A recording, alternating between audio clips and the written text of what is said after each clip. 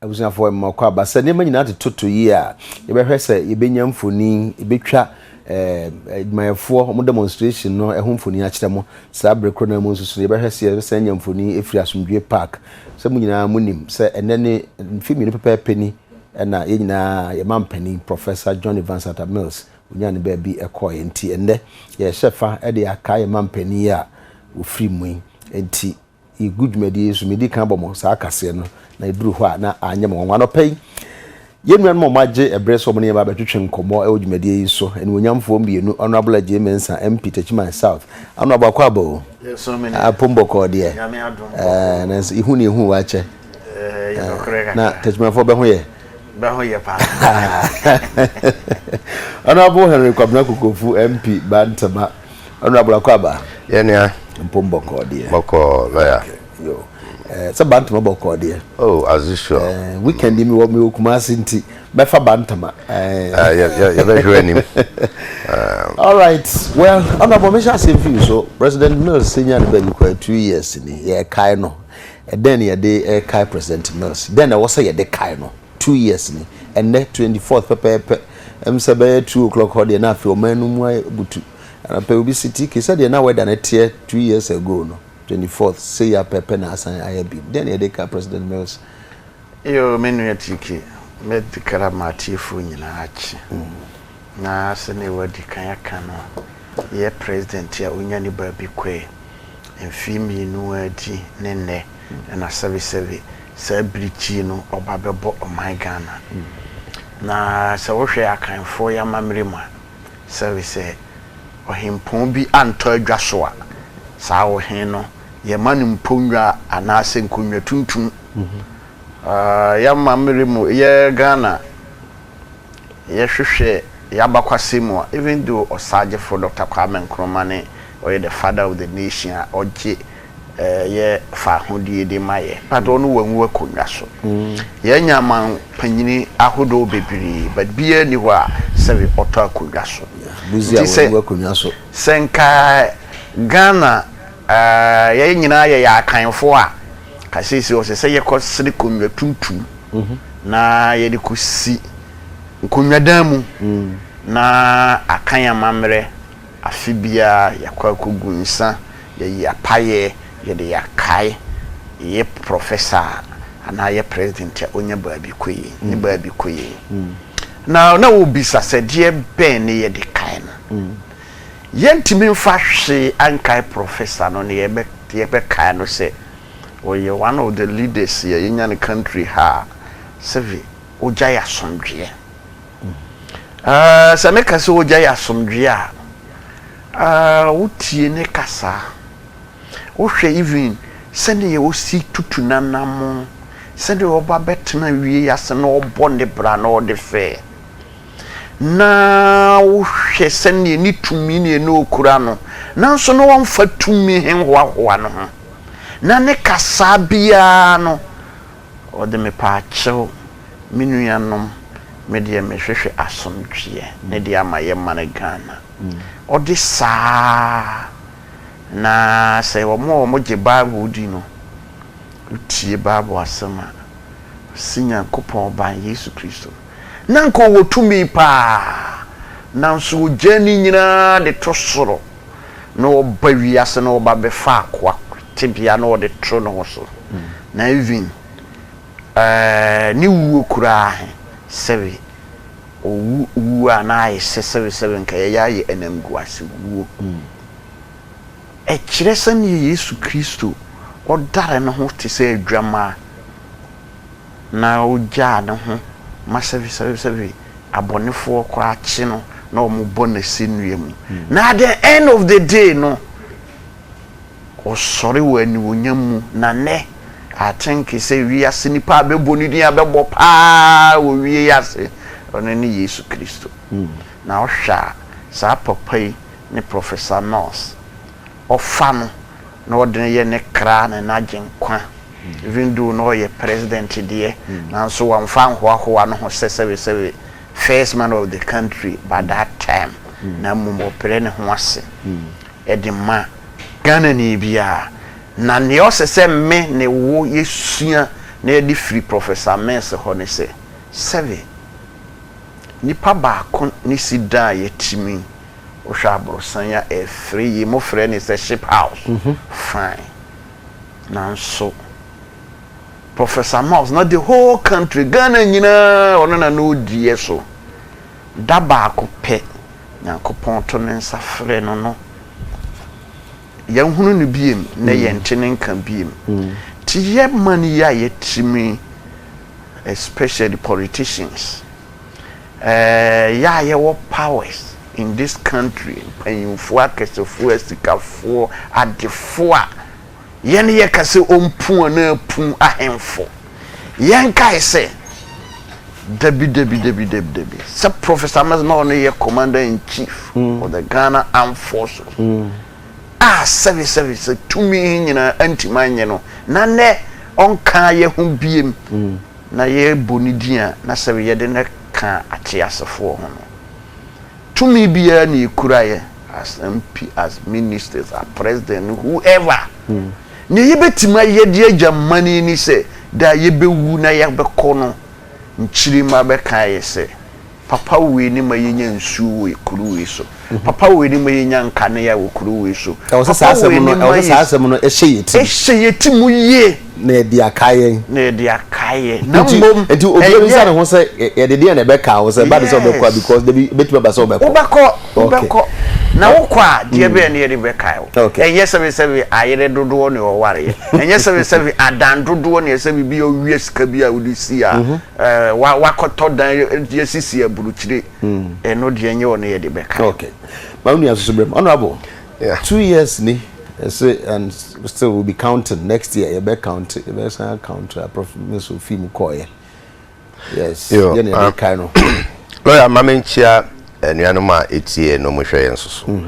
titiri me bantamafo so the over weekend the mango down watch bisia race course mango down watch na bio quick one so unim send na new patriotic party ye bet your presidential aspirants. Oh, I see. Oh, yeah. Yeah. And run. Me kwa na mrefi. Run. Me na na da kwa kufa di nkomo na okase. Munyina mo bet munyina ene. I bet. I'm say yes. Mo bet munyina ne. Ntimi fia me call. Okay. Ana ade bi nso ha me. Na mo media ye one of the best. Dear say me kafa so. Enra. Ghanaian Times a report to say Putak is pleased with interaction with government. Ghanaian Times. And every year, as I report to you say, Putak and you pleased. And run na mini ni penny manager. If you say Abraham Minyasa information. Now she say you may polytechnic students at Nefia Bedru Sabri because say a buying Putak a lecturer for no edging apo. Na a buying through the agency National Labour Commission. Eji juma in my directives bia asem ni copy court no court si there be Labor Act no 651 and LI 882 or so ma contravene ma buso enti mon ko na mo ne Putak for nko si nkonwa na mon cancel enti se no adua mu si Putak for ani age ene Ghanaian Times report to be so it means there's no hope for say your mofrano maybe you have a share my for the enemy be a good so because na a campaign be a campaign me your home to say over fear I am it 2 years on your former president the late president or can't negu uni ho on kind who be said the minue kind na edu sabre ya na hu the real spirit of the average Ghanaian adia yantoto nase ene sebe unipa be konen krechi ye wo ba banso a ye ne je ho the two extreme ya wo wa be wiase ene se wo beko in between no niam bibre happen na numu bi ane ye de kawo kaye de obi a won kaye depending upon baby a ye hwe afi obi o ha ye kaye no won boni mu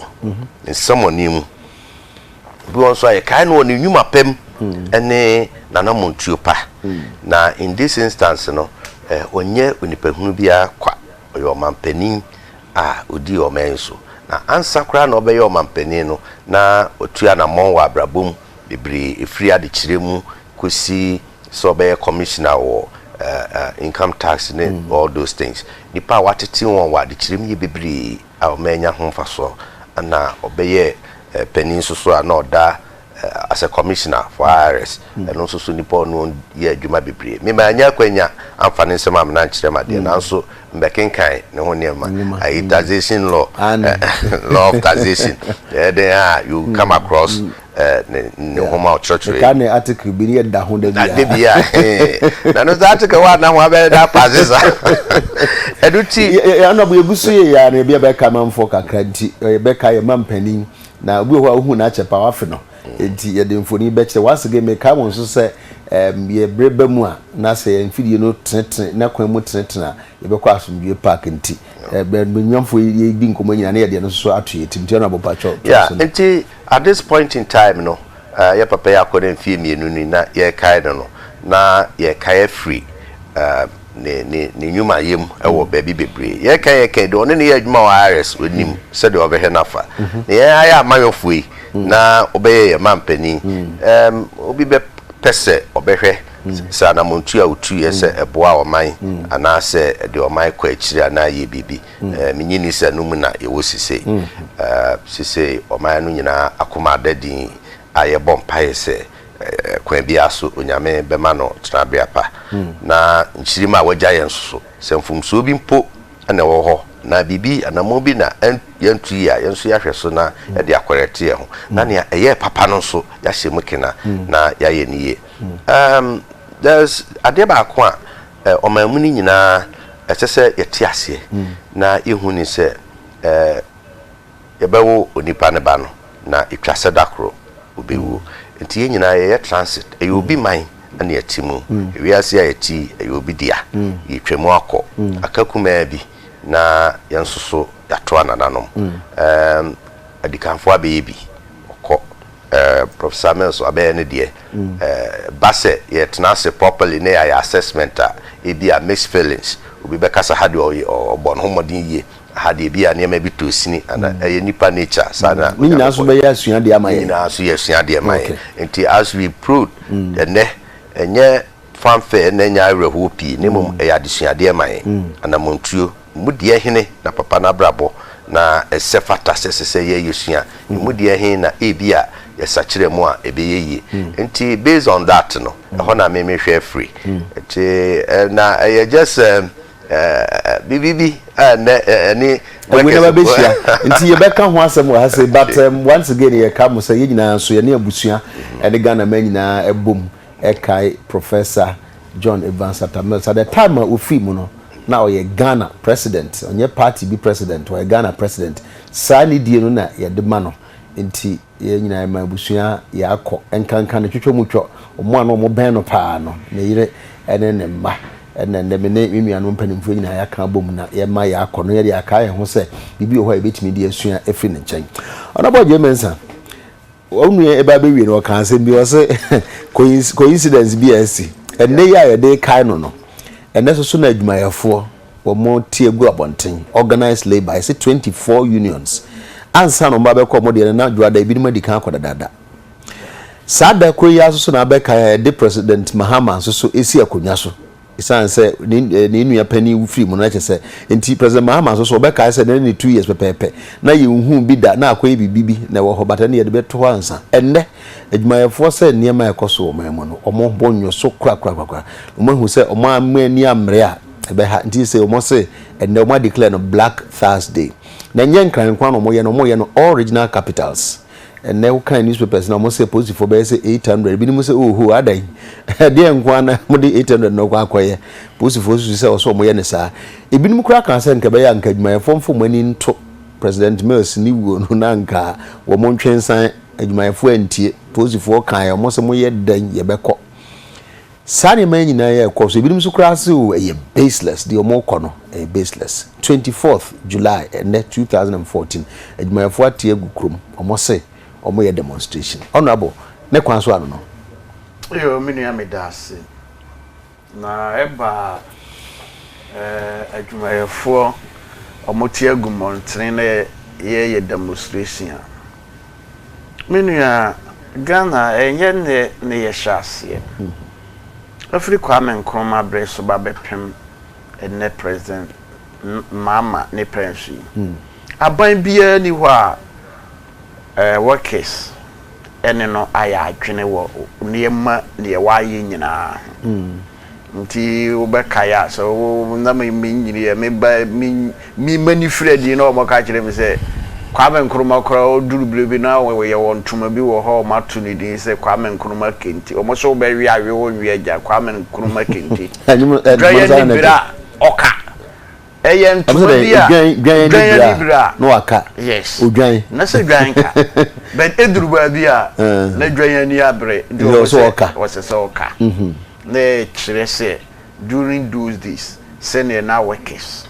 Ghana for no mo fi say direction osaje for Dr. Kwame Nkrumah odi man no kono no mo ninye na no mo expression with that way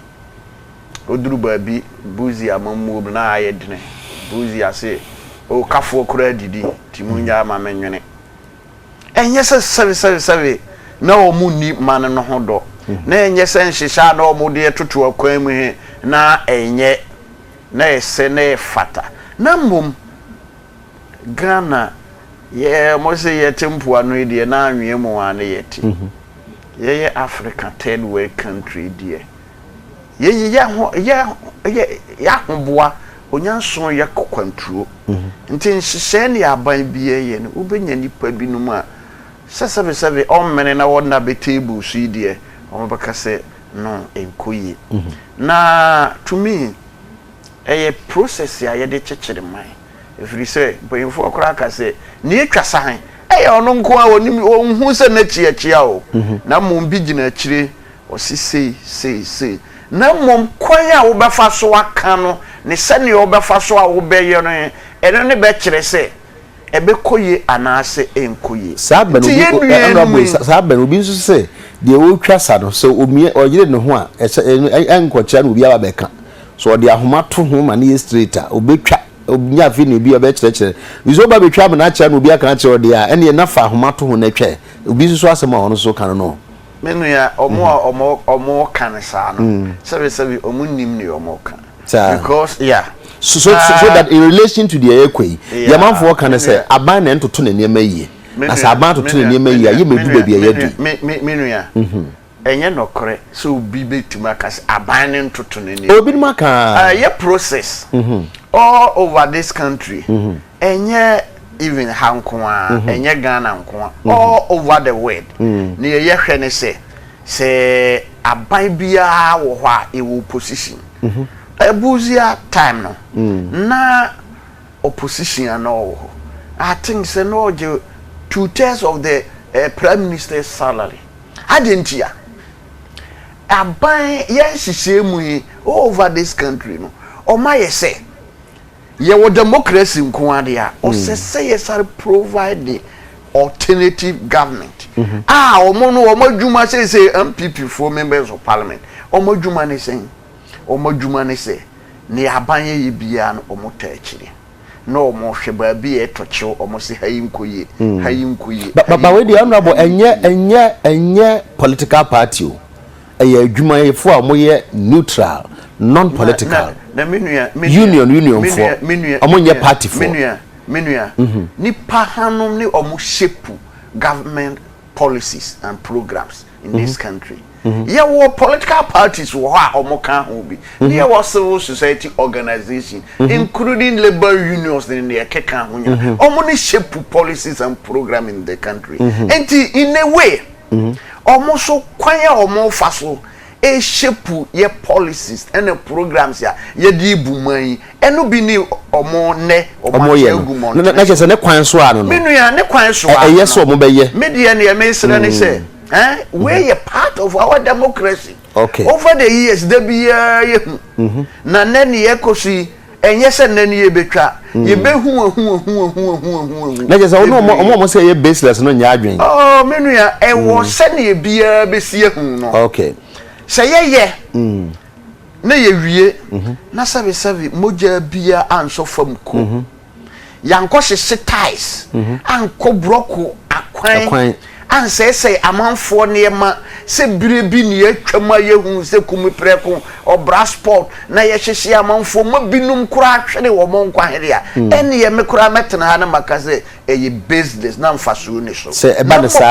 ne saa na mom se ye ne boko ya kire ya dwene ya kire ne ye flu se ye sese ye kan aban no so tie kire na o tie menu ya nokora ne ewom ni se aban bi ache akonwa so a ni opposition ni obia obekriticize sa aban no obeka biya no aban no di ye adwuma but o ma bontene meka nkire se wasem a wo kan ma age ma afa wasem ye 100% but o mo kan sem no nyina wie na so hwe da election a wo kọ na wo form so de na de toto na wo hwe wo pick bi frim na ebe ya you pick some from near omo kan na je say eye ma ban kura se obenya obi ama na atwe adwene si sa de no so menua enu nti a tete fo kan omo ye tete kasa ya na moduro omo si uni panyina due uni panyina due no ene esa wo bo bra na wo boko na wo panyini bi wo akira na wo nipa bi num ta akire asa ne ye wo kono ano na omo twe wadwene gine bi so na omo twe wadwene gine bi so ntiri wo ba democracy ma me meka ne se uni opposition a because nyasa ne manyina no nyasa enti ba ko 14 enti even mu ye nipakuo de mu ye nipakuo but ye philosophy social democracy yes minu yanom so ye liberal democracy yes enti niema na ye wo social democracy mu nyina na ye dari nye ni nyina na ye ena nye niema na ye wo liberal democracy so enye ni nyina na ye enso se ye social democracy we no ye liberal democracy ye ko no now you start picking some we see we free we we susu we free asset okay near the shape ye country ya man yourself okay honorable me da sepa na ebusuafo enche ye ko circle e ho na yate se adwumayefo no mo ahye omudwumadi na asenti se yenya visuals na nkomo na yedie no ye de be konkon ho kakra na ya to aso but onya ma yedie honorable Henry Kwabena Kukufu na obekasa se senti me ka mu bie mu se enne ye beko Asomdwe Park ye bedi adwumayefo mo demonstration so achi subsequent programs are be news na ade nyina so de ye koso mantam so no mo be hunu nyina mo se UTV sa de man de ye nye ho akwadwere kra ba bi ye hye bia no ye beko akofa banti ye hwese ye nsaka ye nuanom na ya sere no abokakra se ne bre no na ya sere na afei yakwa akwaji sa enkrato no ene mfuni no yakwa akofa banti honorable mpacho yes unu ase ono do feel say eboa e shape and thinking in fact na wabu baby kura wa ha say ya de beto ha o say wunni opposition adue na ya attribute to honorable Ejemensa Techman South MP ono kan say say wunni opposition adue asem na kan so akan kuno kura yeah the teacher man na mo mazusua ye politicians ya dey person draw line no but me de say o kan straight we dey anya political bia the colorization people of Ghana corporate Ghana assembly okay na constitution demonstration part of people's rights so say ya na ye mpe ya wo ha say ne tisu bi ko demonstration ye kopena bu no kopena kura so also ka kumi preko now the cover political lie hono that is what happened and then we progress any pencil na and yes mo so na mo ko ye de yeah ko demonstration wo mo babu ya kunyen pay abuye sa pepepe no can be because Professor Busy Amri be say kafo didi wan kan kire Ghana fo nya Ghanaian workers no ka kire o ka kire amanone a ye di won ka no mo twen sa abre no nja no so ha kakra na kafo didi as to your point nya ye hu e kire the results no kreni okay honorable mesro no kreni no bo break ho na ba no atwa so afiri sa no kreni no nti abusuafo ye kọ ye nua prince ahenkan ne dom e wo ho na fe ya hwede ye kọ so ho nti no ye kọ circle ne akohwe sede adwumayefo omo hye adwumadi no ase afanti mfoni no ba pa na che se ye kọ ano nti ye hwese nsa be ka nti ye nkọ ho sesi ana ye samra biom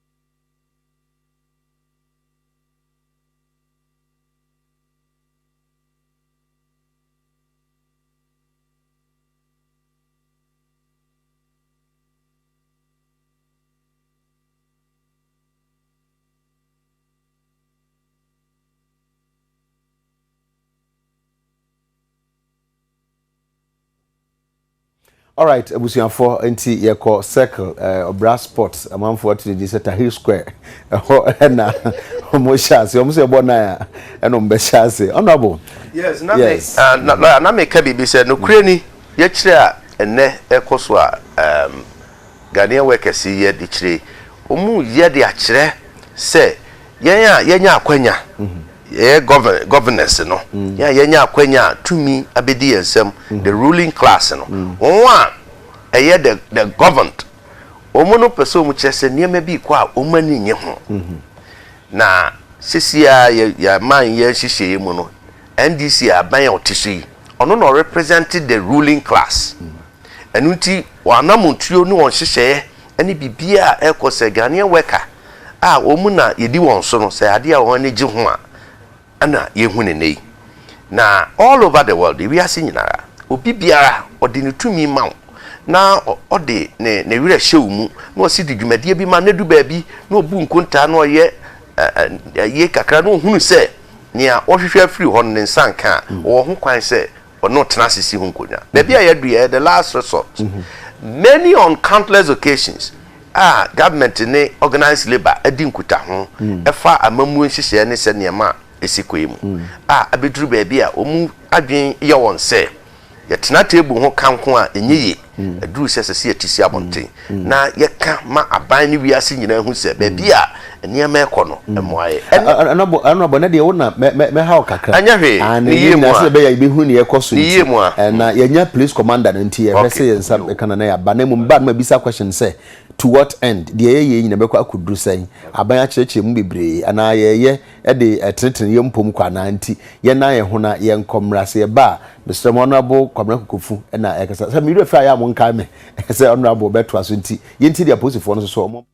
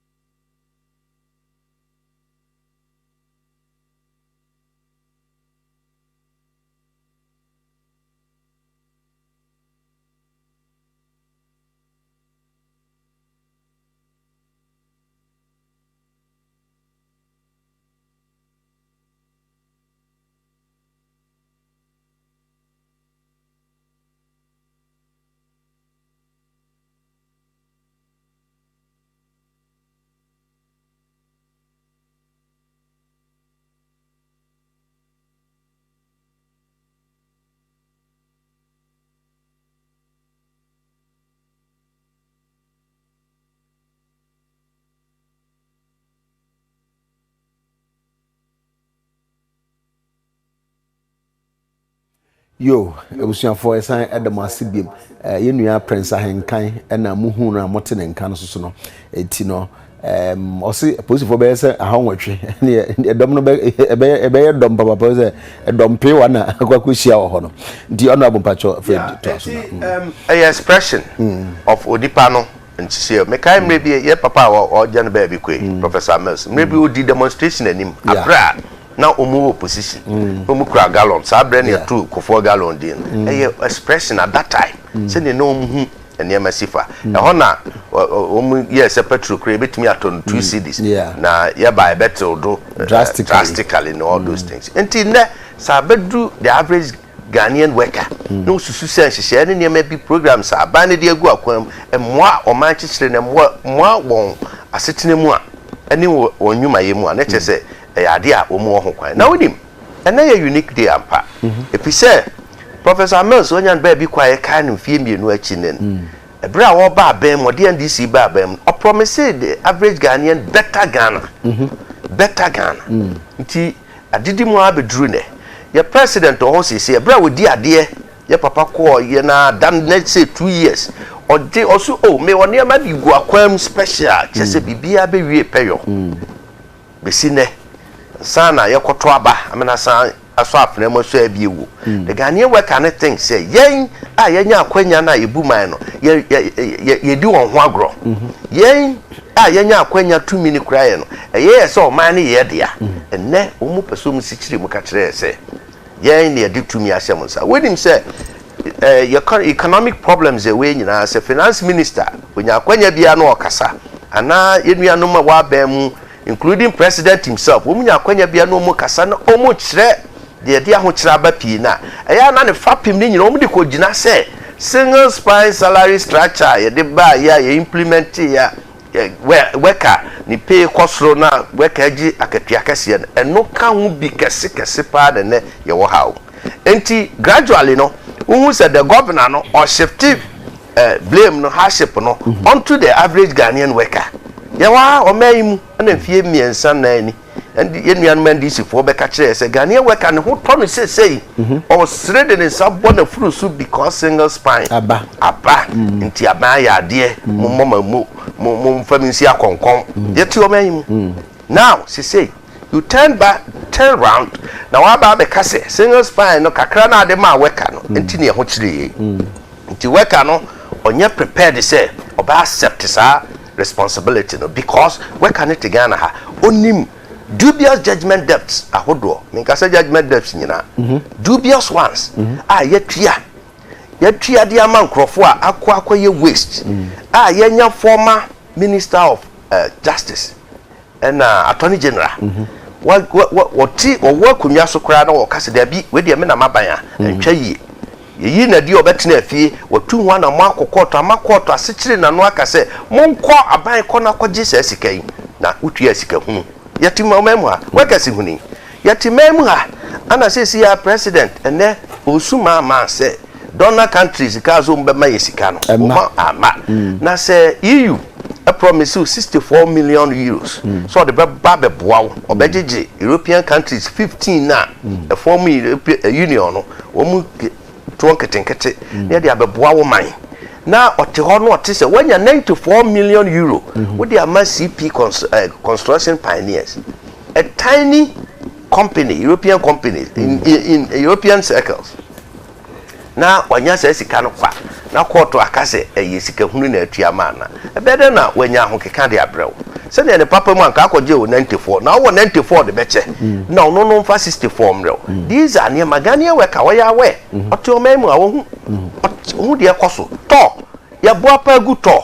na ne to anya adwuma na workers ne ti hokwa na to na ye boa pa ye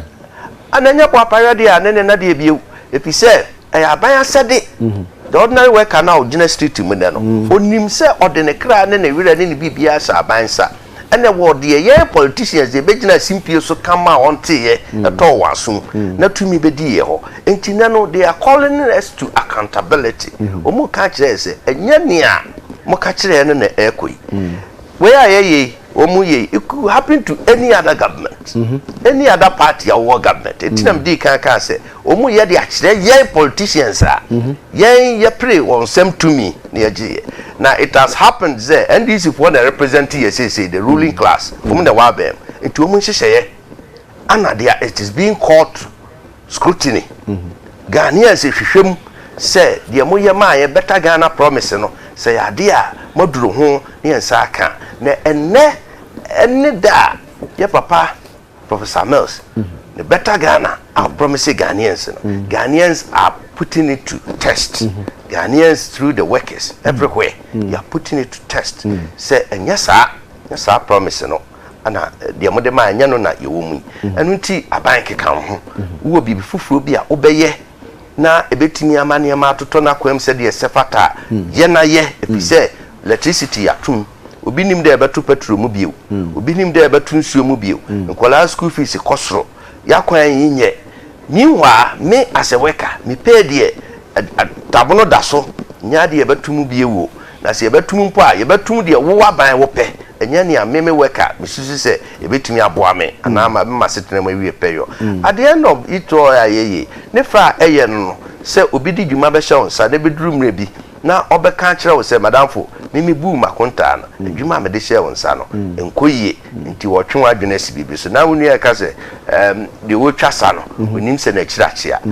yes sometimes you can even avoid that to that point na mum se de okan yi o plan ye na de ahomato ho na ohunu sa pa wo de ahomato ho na emu bibi nti ana akoba ne se achia kakra one wo ye na matene na eya na nye de ne papa na so ohunu se anida ho bibi ana se suantie bi ye kana wontie ana wonfa ne ma bi ntoto na kwan mu dia ene wo ka je se achia na wo anya obeje adwuma no kra firi nsem 2012 meni ye nyina parliament obeje 2012 election ekoi na ye ba ne ye be budget for 2030 we saw a hoping deficit over expenditure ababia over spending, but this is the first time we've witnessed a huge over expenditure. I create a hole kakraka daho. I dislocate all the economic fundamentals, inflationary figures, debt ratio. Ninyina kwosoro. So na ebanisa na ama mamuo no ayedene. Sesi enso de ama workers no ani abribio ne se Jerry John Rawlings apenso. Ye former president. Ahokyere ne niema ye keka bebre bai. Nanso sene tibia o man ye dandan na wanya the benefit of oil revenue. Je Kufuor His Excellency apenso. Ahokyere bai. Koko bo form, gold ko form. World economic crunch. Ebeda ho uko US ne UK otom one bag ni allow a family. Yet ye didi wa ha. Esre ye hu we were shocked. We were protected against that shock. J. Kufuor enya the benefit of oil revenue. The papa Professor Mills nyan baby quick. When Sabaso abemu ape no nyamia on chade. Juma Yura Rollins no sha through GNPC. No ma Yura Kufuor beto aso ehie mu kena e de oil buy and ebe so mo nse. Free hono the benefit of oil revenue. Afenso so na fundamentals ne ya akopem se afedie na bosia mutimeje maje bosia cha ba ni nyina na de amo mo ho akire o mu sese ni se na ero na odi besi na ama o mo ho akire o mu sese na Ghanaian weka ehunu de da ne se o mu tira anyi Je Kufuor aban se de obebu no ne nhyehyɛ adaho as yastic enti se wo kosora wa obeso aban mu no wo kosora tra na ye bebuma wa mu ye be ya do besi ono de no mo be standard standard it is a wo ba form there then people will be na here na okoi ana anya hwe kura fe gina ba bia na Kufuor na ban de gina so ntimi nkosora na wo ba form ana wo ba form na wo ba form so Ghanaians, their workers and civil society are saying say we can do better. You bet me do a chance ye okay say they conform dodo. Well, ebusia for say di kan na ne nyina de ekoso ya wo mia nyina no ye de bebremo na no pay di enkuma atwetwe no abula je mensa MP Techman South and honorable Henry Kwabena Kokofu MP Bantama na ye twetwe nkomo e wo dwumedie yi so kasafa adwumayefo omo demonstration omo kono nipa nsema ya kan nyina na ase adwene nyina akwakosa nyina fa akose de omo ye de ne kwan so a no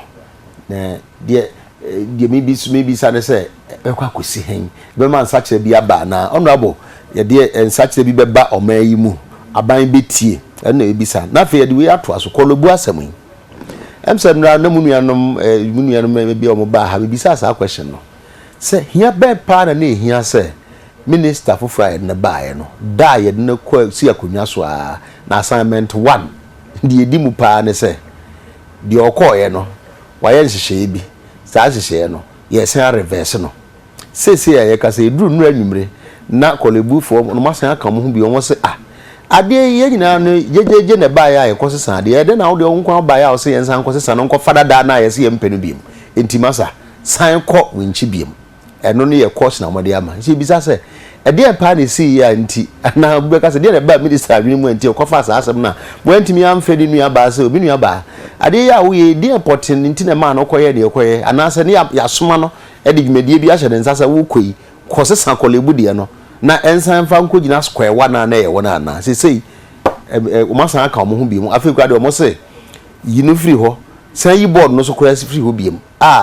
kolebu asem ensan ye san so genu bi mu eno ne asema mpese bisa se this ade ya wo abwa menu ya medase na mbeba so no menu ya kekanse bia mpese me hwe ho kakra ɔse President Kufuor ba set standard bia ti ɔse standard no standard no obia ntimi mmereki no menu ya standard bia ni ho President Kufuor set ya standard standard ya obe set ya 8 years wo se we are say ye nyina yinim se ne ngomasua pa ne ya ade ne e betima ma ye ma ne yakɔ animu na se 8 years only 19 secondary school no team manage opinion the whole Ghana also was set high standard. Why expand it? Why expand it? Minuya expansion there. Obia betima expand the secondary schools. But we establish only 8 years. 8 years. Training college dodo say ni 8 years we see. Polytechnic dodo ni 8 years we see. University man ni betim dey abo ma baso. You shouldn't go there. But yet may come back to no can CP who do your judgment the year dubious menuya ye wo country ha ye practice the rule of law CP and sorry no ko professor nurse was say aban de me katua mame okọ court judges ya omotena asem no so no enye NDC judges eye Ghana judges eye mara omo evidence ni omo provided them ma court ni court hwe ho no obu abebim se mo mfasika yi ma omo enti we ye lawyer wonim say after ruling na say na information bi e wo ho a judges na nya anase prosecutor na nya na say later omunya that kind of information omutim dey appeal omutim overturn the ruling. Yes, into the process no wo menjini say I'm na question so we bisa ne say we nya no na dey nti na we nya o hwehwe na we nhunu anase wo na obu wani gu so ebisa say na wo se wunya na se wo se wo hwehwe ne wa nhwehwe a court bi ani ho be entertain say na nka wo se nka obeka say na phone no wo ho wa meka nti wa koda adwene ho afi ni wa bopitira so say eh sa na evidence bi on ntimi famra court bi anso so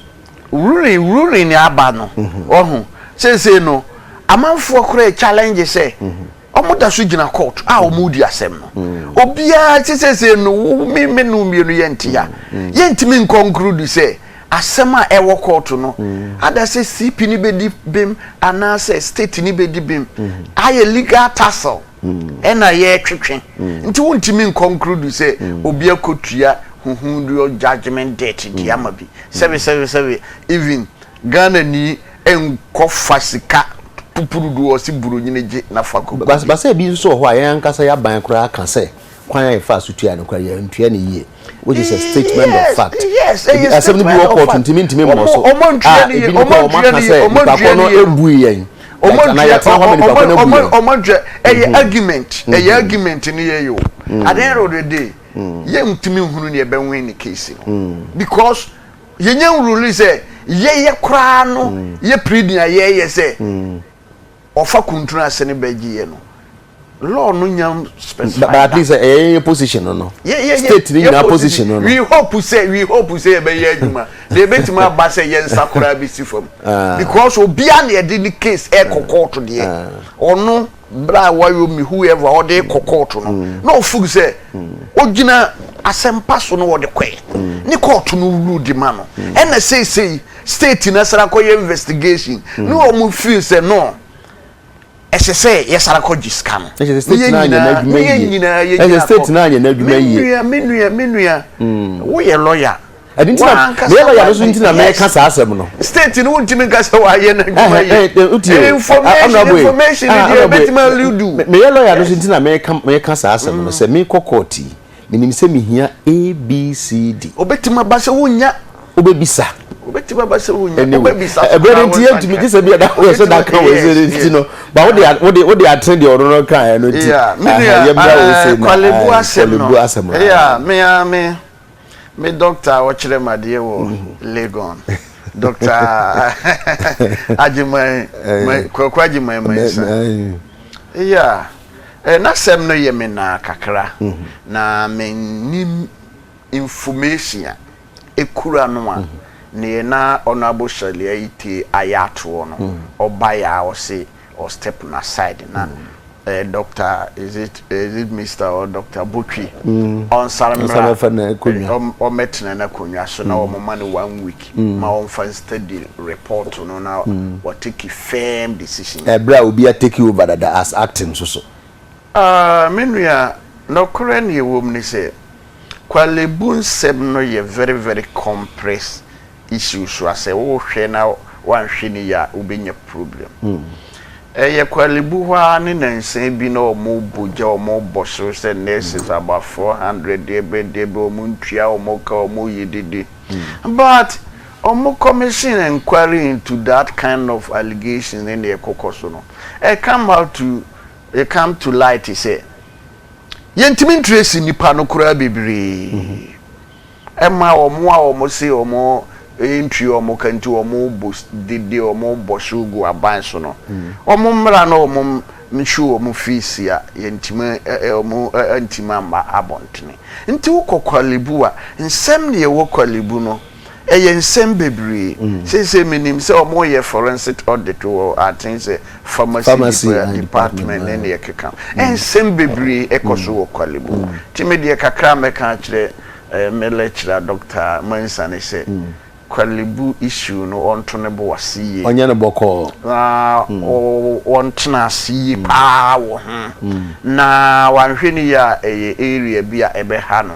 na health ministry no na kwalibu I don't think say ne man na mum demand ya omu demand no so doctors no demand no too much yem good board yem pam bia yem pam bia no. And you see to proper inquiry into affairs ewo legon honorable say ye na bisi ho say ya man ho be nansa ye tena se ahwesansem ni nyina mantie ntime mfa bibi ye entu ye na akoyesu minister police o moment 1 week na on fan hwe ne man ye wo kwalebu ye ti I think he say look minister bia sa 1 week no me de hwe niema nti me ba de wa beto so me ma na wo ho ba wo ba sakra mu na we are also be sabe hwe de mu na ba hwe bie mu no because as was ko funtum ade no nti ade na settle na ba be funtum na even fair decision no kra no me no me nti say ye as chief executive on san ko ye board member me I think he say that decision surely etiki and no cry inconclusive nipa no say onya na ye na free chief executive no so how say on saranko board member na nipa afro so ba ye chief executive enti enunti me I honorable now ye board meeting na former acting chief executive wo ho na ya san appoint nipa afro no so di ne so eye bibi nya sana wo kan yes enunti am free say o say o mo man 1 week na ye hwe ne ye man ye wo kwale mu ye your lawyer say me tie we a now here say demonstration be kwa kwesi say na fe kolebu nsem ne demonstration I think say adisuade amayofo nyina titiri ye no ma afi na if you facing near them coming from youth if you put me so because the tiani say ya di dwumadie hye wo sa hwe se de ode ade ne ma wo no said on kasa dakru bi obekasa na menu e kan o se odwan on ka na nso anibre na mo odwan ka eti ya said na de ye hwehwe nyina ne se nka o man no ye benya papem papa na o hawa ye wo mi na nka ye nya no pomasibre nya sa it is not in the interest of ye New Patriotic Party opposition say o man no be wa ho kire mutu point bi a ye be ba ba mu 2016 2017 na fi enema ye ba na no nua metokwa me say omo no mbeba mu ayo ti ye ahoboa ba ba mu ye pese niema be ginsemu akuduru ba bibia yo mututu mu achi ye mamo omututu wo mutimi nye ne ye ne mo stabilize mo sanity na unim tike on a more serious note Ghana have an answer ye want to do ewo ne ekoso nyina maka kire mo sremo a manidie mu a mo no mpanifo mo nhwe mo play back aye tamale let us go back to tamale Ghana your solutions nyina wo tamale presidential debates. I say you good senchi report about Oma President Monroe. Oh, you didn't senchi. Solution in senchi. That's what Kwabom do Musapai. I'm not an Sakai, President report. When you go to IE, Tamale, now we share presidential friend debate. Now tie anudie ene Trimopo any vision and another dan kwakufu ado danadi se ba education about economy about way now the Dr. Abu Sakara ni nim de ne nsema no kafa agriculture ho ene ade na odi afra you see say we have a complete solution Umfa President Mama de mefrem that already on no way on no one na Black Thursday on no dey out free or chance Red Friday or chance Red Friday so it means na the democracy here then alternative ideas it would ya na wonimu awoye wonya akwanya woye abeduru ba bibi mpempenso bi ntimi nweke nya wo fom so a wo ye wo best the obetime no enti another alternative they say ideas are my ready no omo so ebeso mu de ahwe quick one to Kolebu issue me brother wa admit honorable why admit said there is a confusion galore among the whole the entire governance structure no confused we can we ne Adekye na we abab no obesisa we no abi the issue of Kolebu it is happening almost everywhere in all sectors only say Kolebu na woman so vociferous and our doctor for na mu many abre and ababon TP you go to other sectors other ministries so serious you can't say we back on or China now we have a different minister we or yan shishe we or buy an offer for obesi ya on symposium and tenting na or danema that is said no okay ya mami no ho ye minister we say CEO no ho or bono ho agitation against him onko ni we are just on trouble na kwesi ko no gina kwantia so ya ni mu ya zia banko so oze na me konchen na chese nipa na eni ho mbe ya adwuma na nipa aban o krakra nani a onya nipa o mu ahofa mapa o mu onim de no adwuma bi o ho asisi o mu ya na ana recycling na ne adea ne enkonkosi ba dia na o kan recycling on person chese sir ya fa me ha na ya peja me de makosi ha na obi akọ Brazil odo o mamuni nyina akọ nkugu aba animguase aba wo hawa ba obaye no president gitum se wa adwuma na nkoyie nani anso ntika bia dafo kotena fie na hwehwemu bi ya so obra me nchen ha ye fra hose president so wabadi ekire ya mean wo kwa santemem kokoye deputy minister punishment then nobody knows but all the Americans say your memu the winner takes all syndrome ne ade didie mu didie tri kopem say na ye kai ye papa Professor Melsi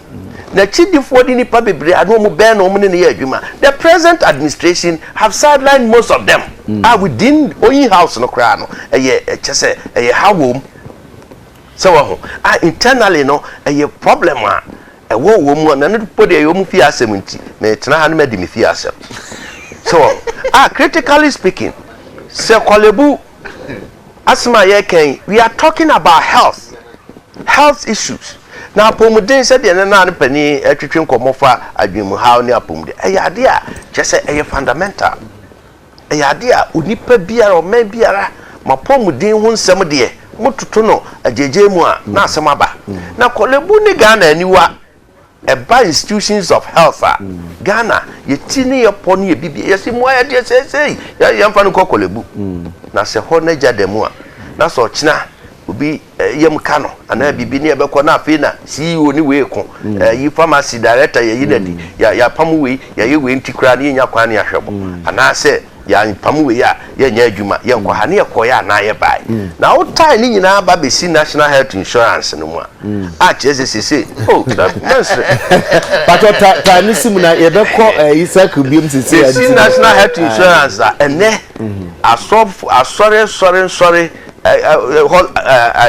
ayarehwe dia wo ye nkurase ukomre da ne amakuro mu a mission hospitals na wo ho wo de otwam ko sampa wo ko ayi sokomre ayi nkwa aja mission hospitals and wo government as of now so my intimi tretre ye mu pi nkokokoko baby a ayarhwe ehia pi we sabe ye kuro nketo ani nkurase mu mission hospitals and normal withdraw services from this national health insurance scheme program and say BB fundamentally is wrong na a whole health sector and the minister fufura waba yesre wara we say legon they say kolebua seminar de ma ho akwa aba na atranse dia ene baptismal of fire the aka kire na didi so national health insurance na beba no ene ejina yie because said the minu kan o say doctor no minister no on Tweneboah no hwehwe ne mamu breo say nyemrika tuo yo honorable that's abusiafo and ye di dwumadi no ebesi ha sei honorable Adekye Nsroma MP Techman South and honorable Henry Kwabena Kukufu MP Bantama and ebeka me ho ede nkomotwetwen ebremo ye call circle ekohwe said ye adwumayefo omo demonstration no esitie migidi se ye koya na ebekọ so the reports abremo afin so ya sebobo se asunye park de ekọ so ono se ambasa abrem pokura ye news bulletin ebe ni na de beba eti edemase biem ochena nyame ya adoma ochena fiada ye besan ehia nti ye mamonitie ene hwe adehye na minyema na mu so na menda honorable fo mba ya ye din ko motwetwe ibrahim nti anabo edemase biem na samoso mo ye tuesday for na anamo ye tuesday for was mo organize labor na we dike we principle na bomb pepe the more less so we demonstration oh yes just that atade na emrade nti so we bra more kwan e dey free how be dwan e dey come me kwasa black go come and say ye ko demonstration post was mo nyina for you peja ye mu ochina nyame ya adoma ye besan hye biem edemase thank you.